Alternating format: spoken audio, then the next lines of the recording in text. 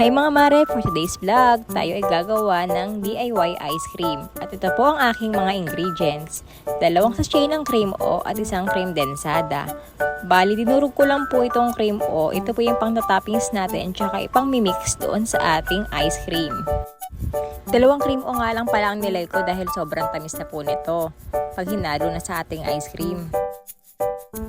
Isang cream densada nga lang pala ang nilagay ko dito at chinil ko lang po siya overnight para maging ganito po ang texture niya. Para pag minixer po natin siya ay magdo-double po ang size niya. Nung nakaraan pa kasi na-request sa akin to ni Ate Lexi, kaso ngayon lang ako nagkaroon ng time para gawin. At ayan po, todo simot ako sa lata para wala pong sayang.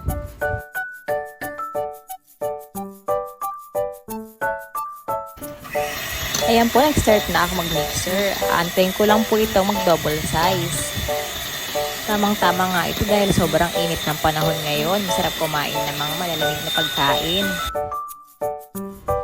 At ayan nga po, unti-unti na po siya nagdo-double size.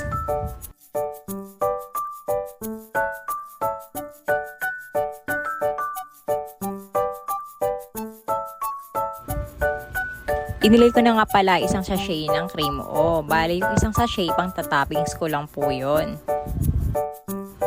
O diba napakatipid itong DIY ice cream. 2 ingredients lang nagamit ko. Hindi pa ako gumastos ng 100 plus dito. Try nyo rin to mga mare. Siguradong mag-e-enjoy dito ang mga junakis nyo. At ito nga pala, dito ko siya ilalagay. Buti na lang may mga naitabi akong ganyang lagayan. Dahil minsan pinagalagyan ko yan ng mga karne at isda. O mga mare, sino nakarelate dyan?